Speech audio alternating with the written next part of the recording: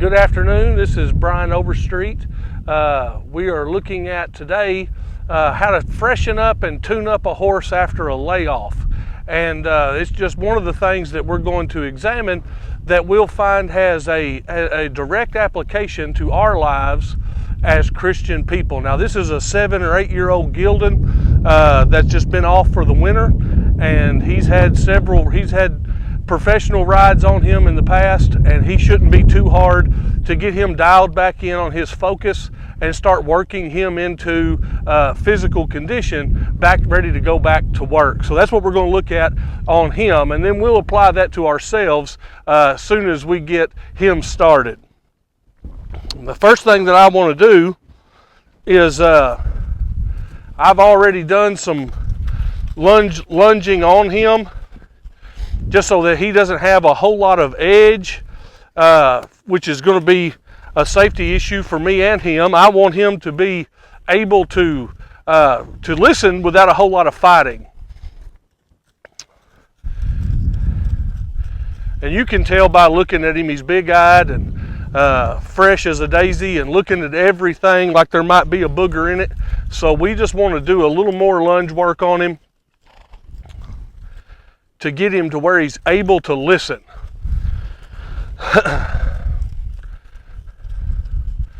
And we won't lunge him to death. We'll just lunge him around here a minute to make sure that he's not going to do anything treacherous. And then we'll start getting his attention. And the best way to do that is by asking him for something more than just running in a circle. See there, he wanted to get a little silly. So we'll burn him up a little bit. If he's going to do something silly, he needs to do it here.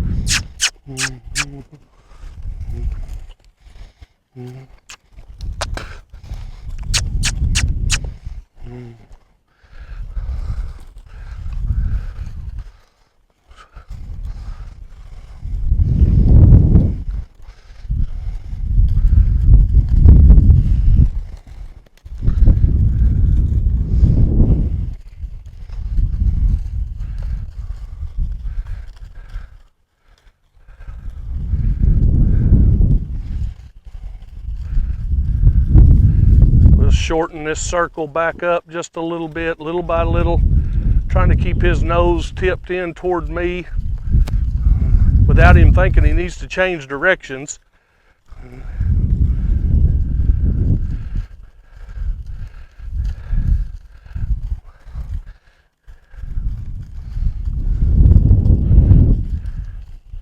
And then we'll ask for a change in direction.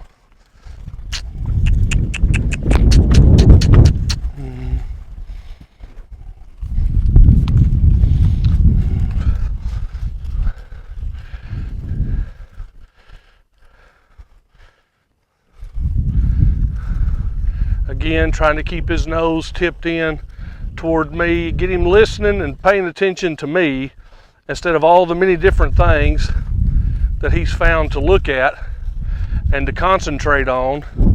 And we start that on the ground. If you wait till you're up in the middle of him to try to make sure that you have his attention, you're setting yourself up for failure. Because these things has got nerves. No, I ain't asked for a change. They've got nerves, and they get nervous. And the best thing for them to do is to find something to concentrate on that they have some confidence in. That's the same for you and I. We go through all kinds of scary circumstances and trying times. And the thing for you to do, instead of just getting caught up in a whirlwind of emotions, is to concentrate on what you can put confidence in.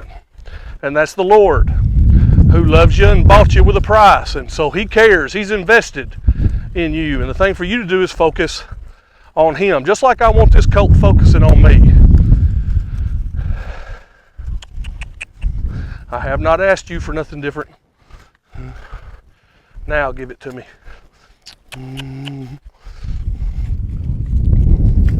So I'm going to dial his focus in here. I'm going to start bringing him into me, his attention, less on the things around him and more on me.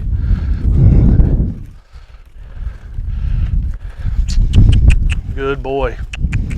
Now, he might have thought about humping up and kicking at me there, but he was listening.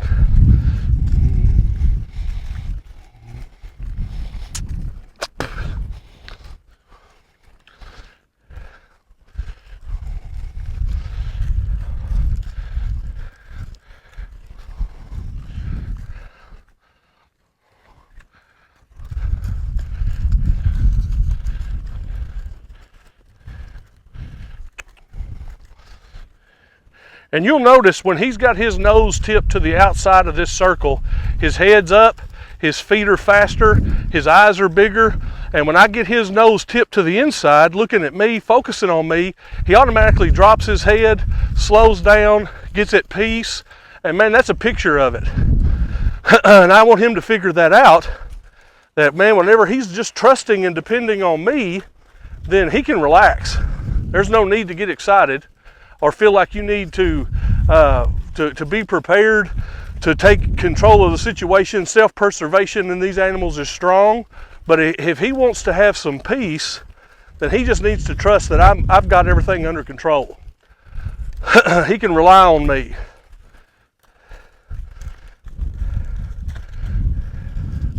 And that takes a tremendous load off of him. If he understands I've got this, all I need to do is listen to him, do what I'm told, pay attention, and trust him with everything else, then I've lightened his load a whole lot. I mean, that's what the Lord wants from you and I. You're bearing a lot of burdens that ain't yours. The Lord's got them. And you just trust that he's in control. He pulled on me there.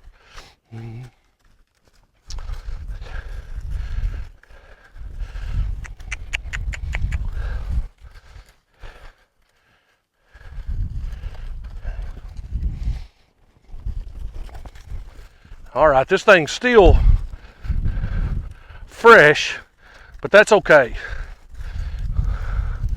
We're going to get, now we're just going to kind of detune a little bit. Get him where he's not just so razor ready. There's a little bit of a breeze out here. It's probably 43 or 4 degrees, so it's kind of fresh outside today. And so I won't ask him to be just dead to the world, but I do want him to where he's not so sharp to every little movement that's going on. So we're just going to kind of settle him down, just put him through some stuff that he's had when he was a baby, and get him back to just relaxing.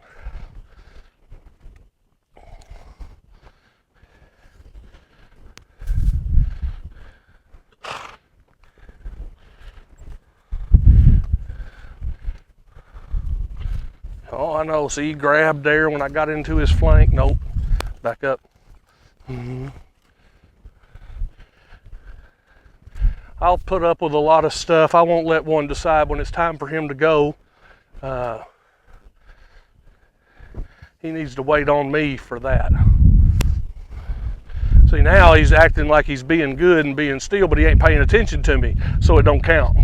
He needs to be settled, working his mouth, paying attention here while he's being still. If he's not paying attention to me, it's like it didn't happen.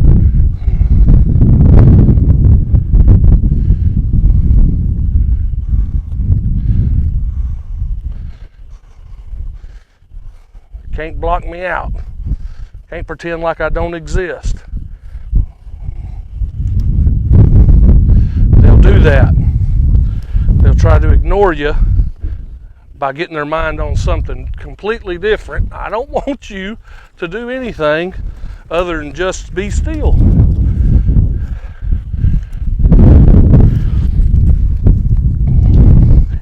So he was better from the driver's side.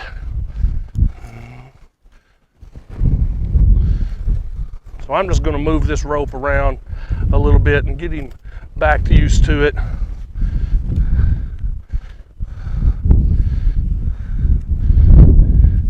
again, I want him nose on me, but his feet still. And I'll pet on him when he does that and let him know that he's doing good, that I appreciate him, and that he's on the right track and I ain't mad at him. You know what I mean? It's easy to go to thinking sometimes because somebody corrects you that they're mad at you. And no, that's not true. The Bible said if we be without chastisement, then we weren't the children of the Lord. If the Lord loves us, He'll correct us. And so that's the same application here. If I didn't care nothing about him, I would just send him on down the road. But because I do care, I want good behavior where I can be good to him. That's what I'm into. Putting this colt in a position that I can just be good to him. Where I'm not having to beat and thump and knock and work, correct all the time, but I can just spend my time telling him what a good boy he is and how much I appreciate him. Okay, that's not bad. That's not bad. I still don't have this horse's undivided attention, which is okay. We'll get that as we're working and doing.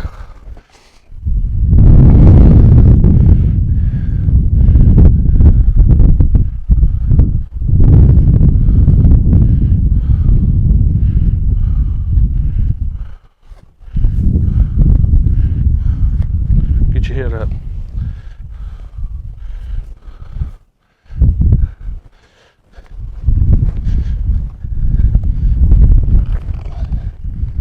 And we want to make sure this horse is able to bend.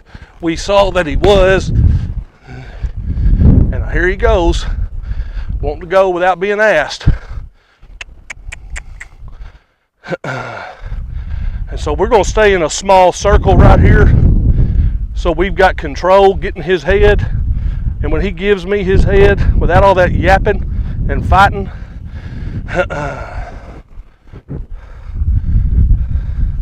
and this is just a tune-up. This is stuff that this colt has known, but has forgotten or gotten rusty to. He's heavy on his front end, leaning forward, wanting to just move out.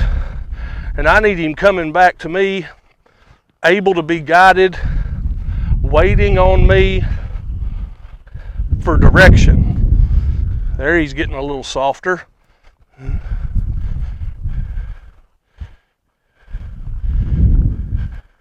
Leaning on me.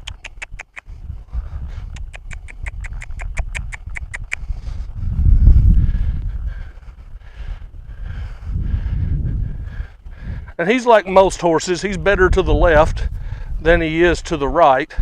But most of the time when I'm done with one, his bad side becomes his good side, because we'll spend so much time getting him comfortable there.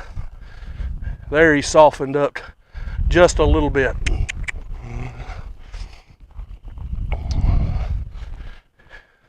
I want to thank my cameraman,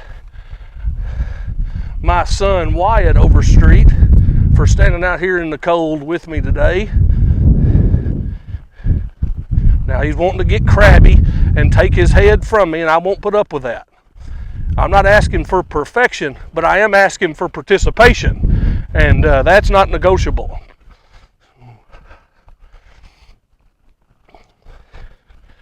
Must participate.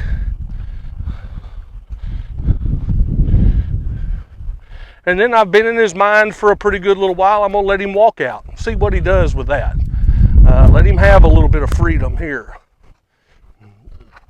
And immediately he gets his mind on little yellow dogs and the breeze blowing through the trees. But I can't stay in his mind all the time. I've got to allow him some release and some freedom, because I heard a man say this one time, and it's the truth. We are not going to make this horse today. The only thing we can do today is ruin him. So in one day you can mess one up, but you can't make him. So it's a little here, a little there. So we always have the big picture in mind while we're just trying to get a little bit. I like that. No. Keep moving. Now I wish he would get that, there you go, that's better. Get that soft on the right side, where he's not tipping his nose out, but just kind of letting me dictate his face.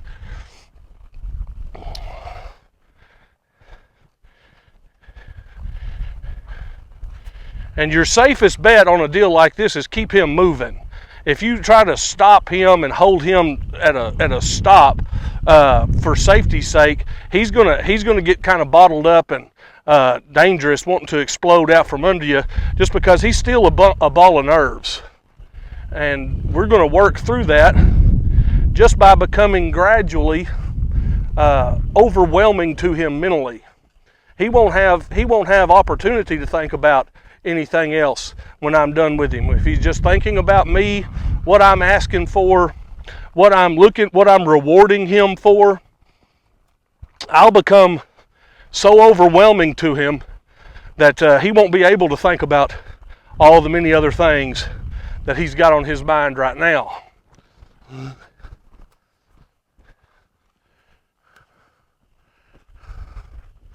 Very good. Very good.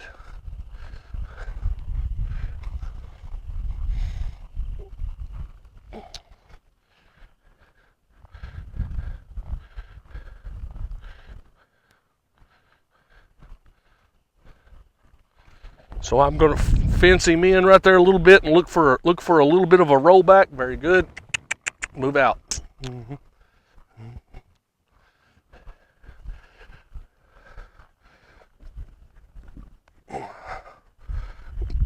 Changing it up a little as I go, because he's not paying that much attention. He's trying to do some things I'm asking for, but he's still giving me pretty much the bare minimum. So I'm going to fence him in, ask for the start of a rollback. Good. Move him out.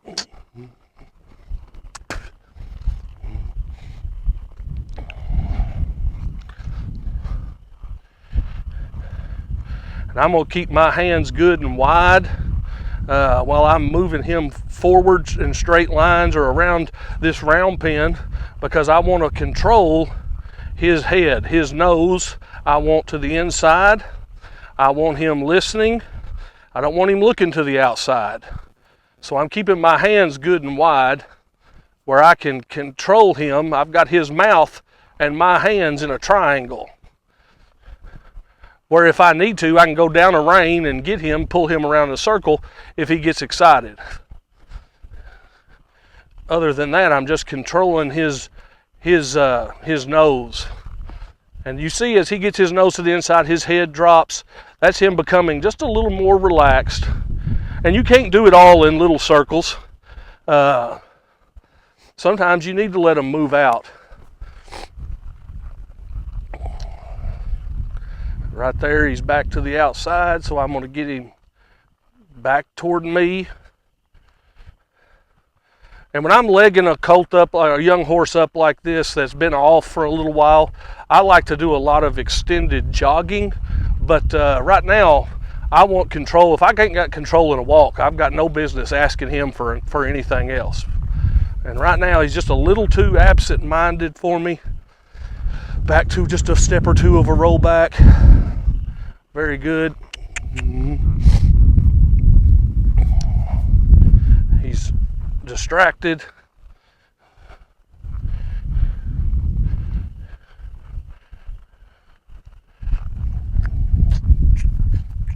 Now I'm going to ask him to disengage his hindquarters. Good. And then just hold his head over here and rest.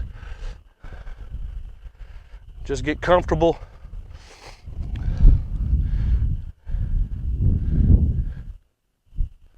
Good. I'm going to go down and get his... I didn't ask you for nothing. I didn't ask you to walk off. So we've got to go kind of through a little bit of this. Good.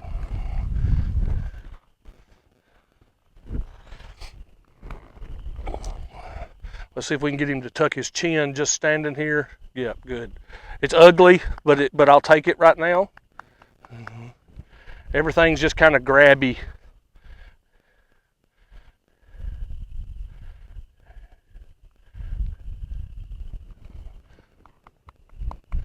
Let's see if we can get a step back with that. Set our head, hold on, you're flipping your nose out. See, here we go. This is what we're eventually going to have to deal with. So we might as well.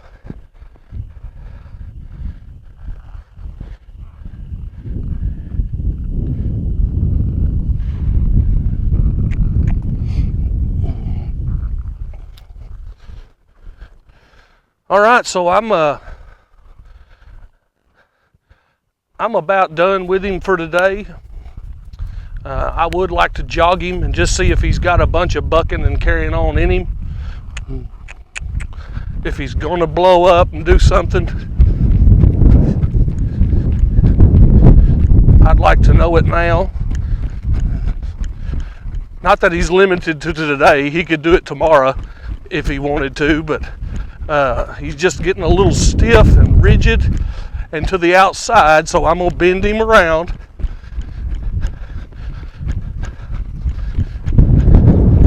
And let him figure out that, man, it's nowhere to, there's nowhere to go.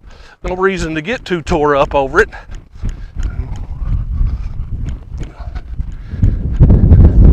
Same thing we were doing at a walk.